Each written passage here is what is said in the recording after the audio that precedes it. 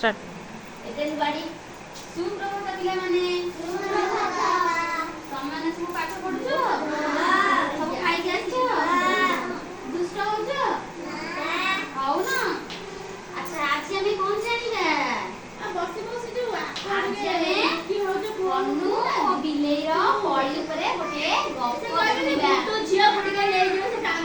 ତମମାନେ ସବୁ ଗପ ଶୁଣ ଘରେ ବୁଢ଼ୀମା ଗପ କହନ୍ତି ଆଚ୍ଛା ଆମେ ହନୁ ଓ ବିଲେଇ କଳି ବିଷୟରେ ଗପ ଶୁଣିବା ଆଚ୍ଛା ଦୁଇଟି ବିଲେଇ ଥିଲେ ଆଚ୍ଛା ମୁଁ ଗପ କହିଲା ପରେ ପ୍ରଶ୍ନ ପଚାରିବି ମନ ଦେଇ ଶୁଣିବ ଆଚ୍ଛା ଦୁଇଟି ବିଲେଇ ଥିଲେ ଜଣଙ୍କ ନାଁ କଣ ଜଣଙ୍କ ନାଁ ଗେହ୍ଲେଇ ଆଉ ଜଣଙ୍କ ନାଁ କଣ ଗୋଟେ ନାଁ କହୁନ ଆଉ ଗୋଟେ ନାଁ ଦିଅ ବିଲେଇର ଖୁସି ହଉ ଦୁଇଟି ବିଲେଇ ଥିଲେ ସେ ବହୁତ ସାଙ୍ଗ ଜଣଙ୍କ ନାଁ ଗେହ୍ଲେଇ ଜଣଙ୍କ ନାଁ ଖୁସି ଆଚ୍ଛା ସେ ଦି ଜଣ ବହୁତ ସାଙ୍ଗ ଦିନେ ତାଙ୍କ ମାଲିକ ଘରୁ ଗୋଟେ ଚକୁଳି ପିଠା ନେଇଯାଇଥିଲେ ଆଚ୍ଛା ମାଲିକ ମାନେ ସେ ଯାହା ଘରେ ରହନ୍ତି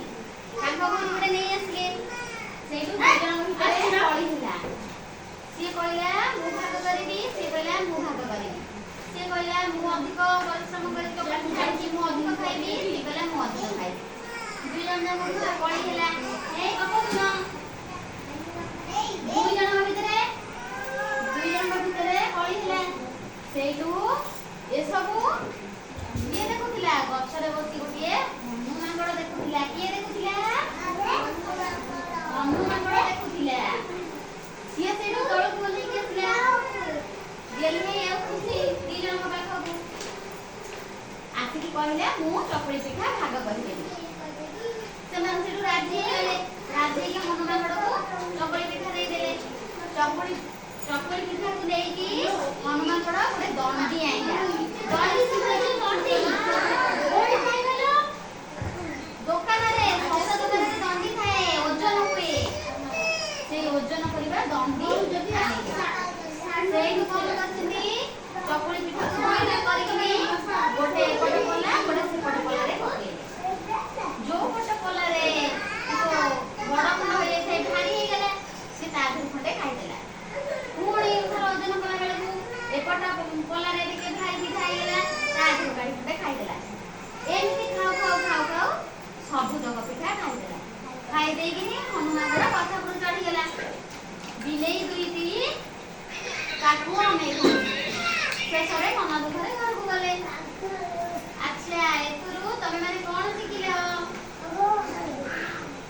ଦୁଇ ଜଣଙ୍କ ଭିତରେ କେବେ କଳି କରିବନି ଦୁଇ ଜଣ କଳି କଲେ ତୃତୀୟ ଲୋକର ଲାଭ ଥାଏ ବୁଝିପାରିଲ ଦୁଇଟି ବିଲେଇ କିଏ